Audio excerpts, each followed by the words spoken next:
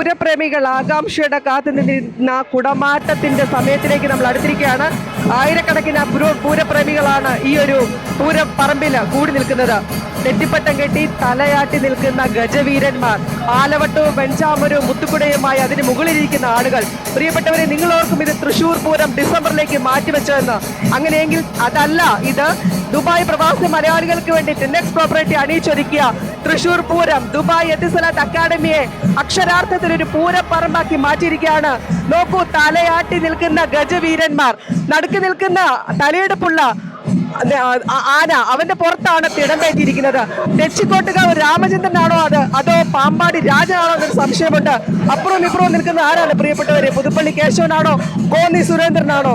മംഗലാംകുന്ന് ഗണപതിയും മംഗലാംകുന്ന് കർണനും ഈരാറ്റുപേട്ട രാജനുമൊന്നുമില്ലാതെ എന്ത് പൂരം! എല്ലാ ആനകളും ഒന്നായി ദുബായിയുടെയും മണ്ണിൽ എക്തിസലാത്ത് അക്കാദമിയുടെ ഒരു പൂരപ്പറമ്പിലായിട്ട് എത്തിയിരിക്കുകയാണ്. പ്രിയപ്പെട്ടവരെ, എല്ലാ പൂരപ്രേമികളെയും ആകർഷിച്ചുകൊണ്ട് തൃശ്ശൂർ പൂരത്തിന്റെ ഏറ്റവും വലിയ ആ ഒരു കാഴ്ച, പൂരക്കാഴ്ചയായ കുടമാറ്റത്തിലേക്ക് എത്തിയിരിക്കുകയാണ്.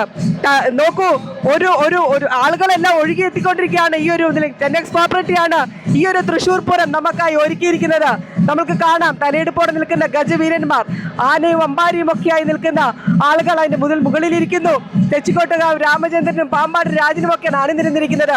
പൂരം ഒരു മഹാകാഴ്ചയായി എത്തിസലാത്ത് അക്കാദമിയിൽ നടന്നുകൊണ്ടിരിക്കുകയാണ്.